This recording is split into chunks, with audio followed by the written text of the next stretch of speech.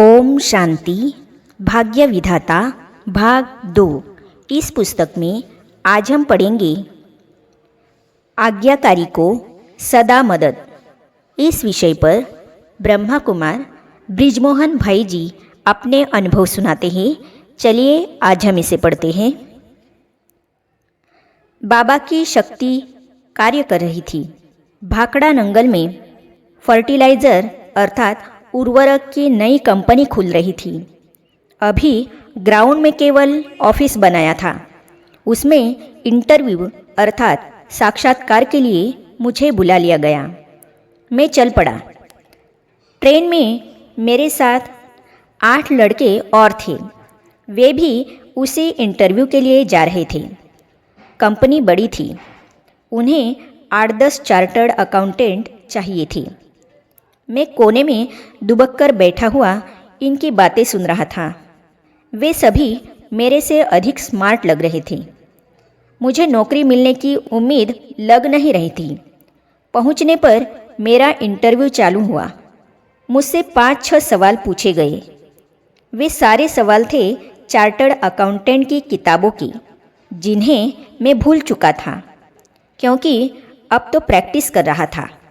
मुझे उत्तर आ नहीं रहे थे, इसीलिए उन्होंने भी गर्दन हिलाकर इशारा दिया कि उत्तर ठीक नहीं है। अंतिम सवाल पूछा, तनख्वाह क्या लेंगे? मैंने कहा, जो आप दे देंगे। इसके बाद मैं चुन लिया गया। बाकी सब नहीं लिए गए। वह सरकारी कंपनी नई थी। उनका नियम था कम से कम तनख्वाह में रखना है। उन लड़कों ने ज़्यादा तनख्वाह मांगी थी। बाबा ने कहा हुआ है कि कोई भी बच्चा किसी विशेष बात में मेरी आज्ञा मान ले तो सारी ज़िंदगी उसकी मदद करता हूँ। इसका सबूत मैं हूँ। कंपनी ने 1 महीने बाद 1.5 गुना तनख्वाह बढ़ाकर पुनः विज्ञापन दिया। फिर और लोग आए और मेरी तनख्वाह भी स्वतः 1.5 गुना हो गई। हमारी कंपनी की जब भी कई नई शाखा खुलती थी तो वह ज़्यादा तनख्वाह देकर पुराने अनुभवी ऑफिसर्स को वहाँ भेजने की कोशिश करती थी।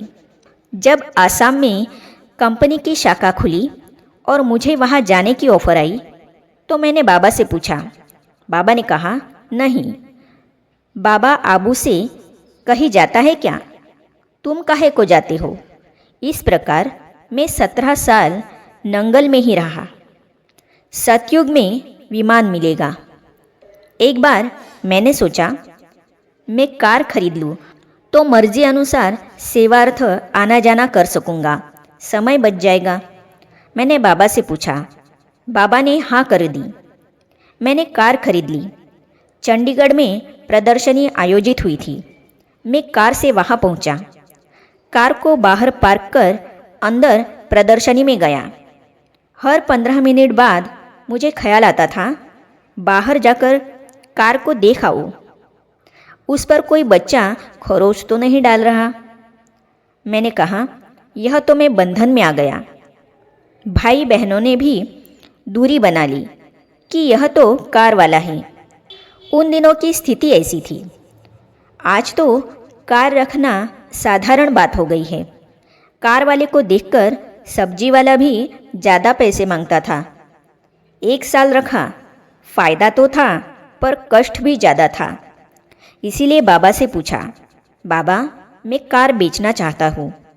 बाबा ने कहा, बेच दो, तुमको सतयुग में विमान मिलेगा। बाबा ने तनख्वाह वापस भेज दी। भारत में प्रथा है कि पहली तनख्वाह लोग अपने गुरु को भेजते हैं। मैंने भी पहली तनख्वाह का ड्राफ्ट बनाकर रजिस्ट्री करवाकर बाबा को भेज दिया। बाबा ने वह ड्राफ्ट वापस भेज दिया और मुझे कहा, किसके कहने से भेजा? मैंने कहा, मुरली में श्रीमत मिलती है। आप ही कहते हो कि मेरे हाथ में है किसका भाग्य बनाऊं, किसका ना बनाऊं। आपकी श्रीमत से ही मैंने नौकरी की है। यह उसी नौकरी की ईमानदारी की कमाई है। तो क्या आप मेरा भाग्य नहीं बनाना चाहते? ऐसे कई मुरली के पॉइंट्स अर्थात ज्ञान बिंदु मैंने लिखकर भेज दिए। बाबा ने लिखा, बच्चे, पत्र पाया, हर्ष आया, इस बारी रख लेता है बाबा, आगे से नहीं भेजना, अपने आप ही इसे सेवा में लगाओ। मेरी आयु उस समय 21 साल थी। ऐसी कोई धार्मिक संस्था इस दुनिया में नहीं होगी जिसे आप पैसे दें और वह वापस कर दें।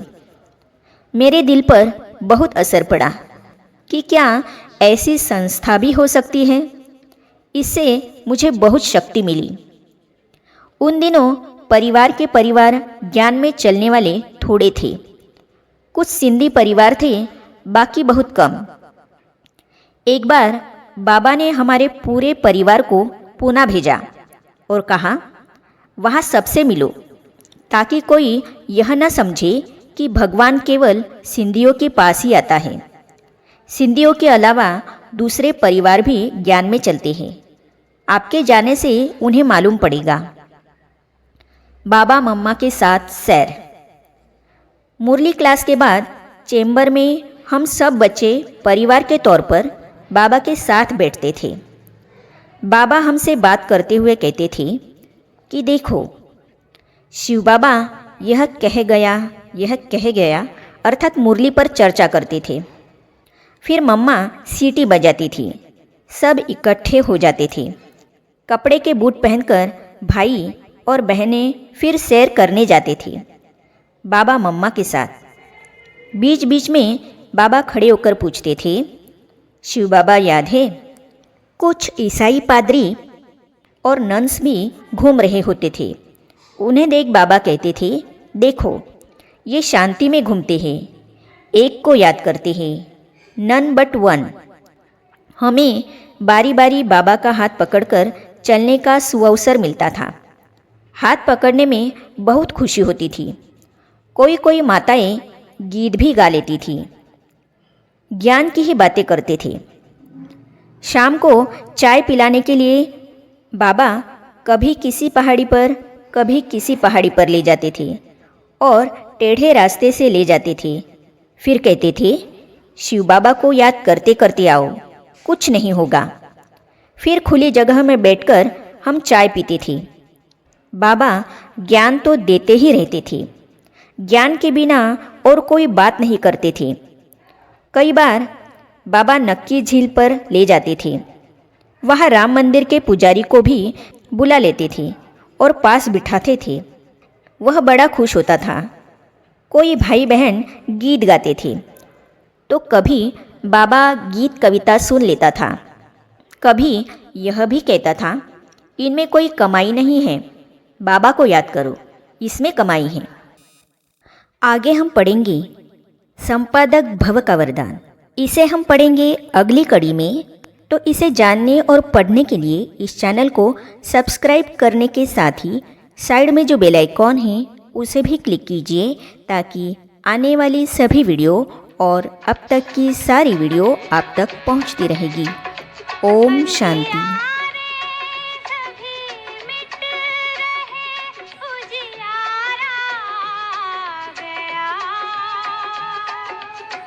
ज्ञान सूर्य तीर से शिव प्यार।